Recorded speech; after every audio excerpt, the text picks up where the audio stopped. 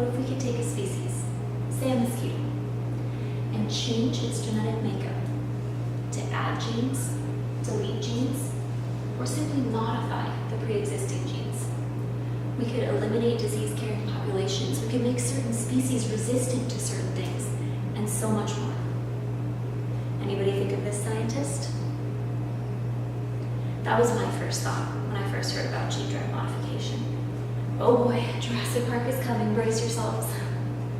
But our society is advancing, and what was once thought of as a plotline to a cheesy and yes, fantastic sci-fi movie is now actually possible, plausible, and even applicable to certain situations. No, I'm not saying that mad scientists are sitting in underground labs cooking up dinosaurs from mosquito fossils and chicken genes.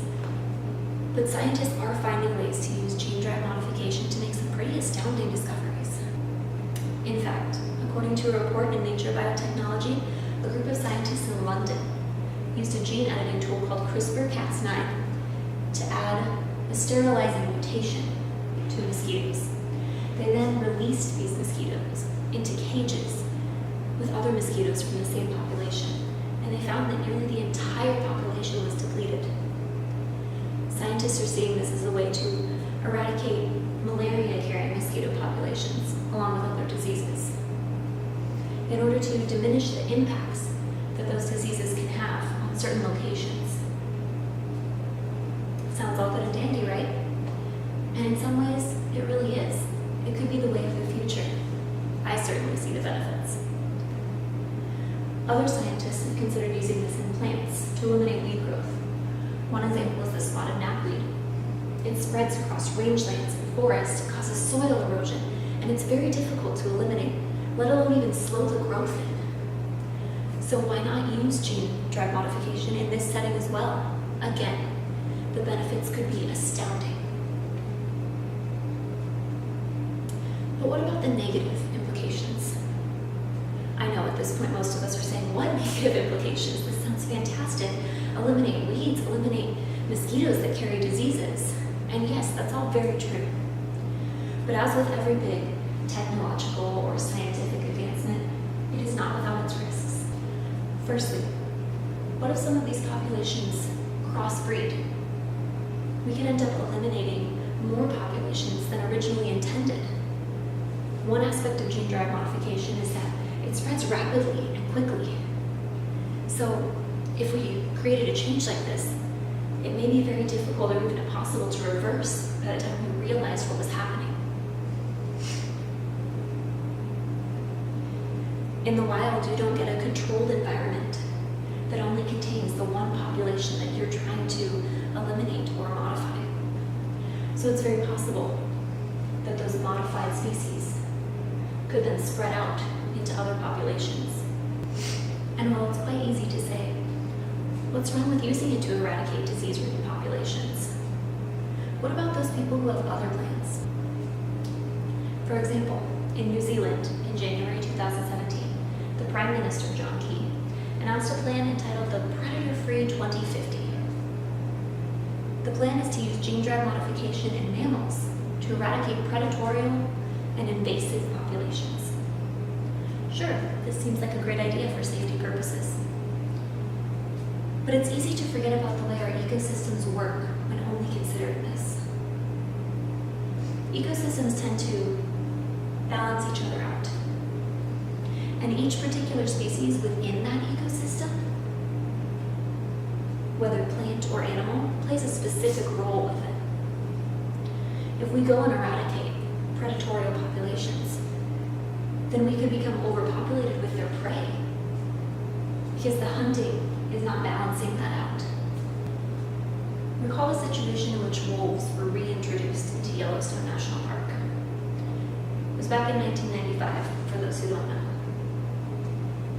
Wolves had been killed off quite a while ago, and it changed a lot because the elk and the deer didn't have as much predator to run from.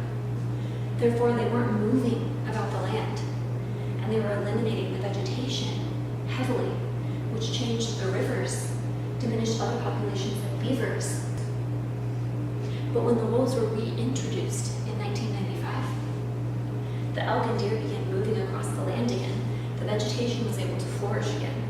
Because of this, beavers were able to come back in.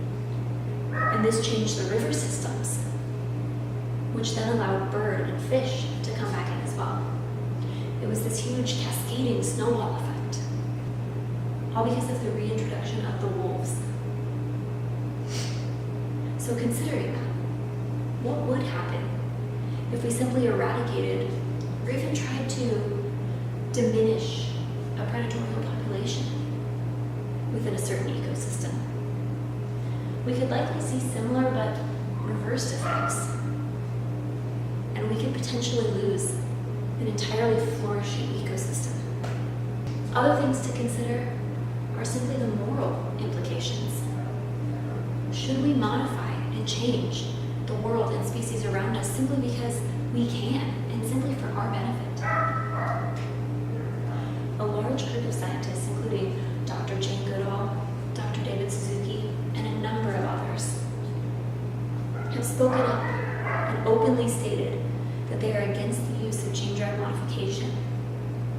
To use extinction as a deliberate tool contradicts the very moral purpose of conservation, to protect life on Earth, they say.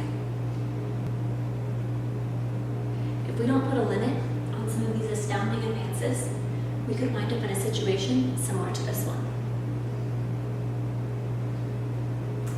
Of course, I'm only kidding, but it is important to consider the risks of using a technology like this one on such a large scale without knowing all of the potential impacts it could have. Some of these scientists are calling for a complete moratorium, prohibiting any activity or advancement in the field. And while this could be an easy solution to avoiding all the possible risks, it also limits further advancements on the topic that could potentially be less risky and more useful in the future. Whether good or bad, it is important to advance knowledge, to continue learning, and to not limit ourselves based on fear alone. As dangerous as using technology with possible unknown risks is, it is just as dangerous to avoid learning from fear of unknown risks. So where do we draw the line? While the opinion is yours to make, I personally think that the line lies somewhere with limiting the applications to the open world, just for now. Creating specific rules and guidelines for using this and studying this that fall within the ethics of conservation and science. But still continuing to study this and apply this in controlled settings so that we can better understand the risks and the possibilities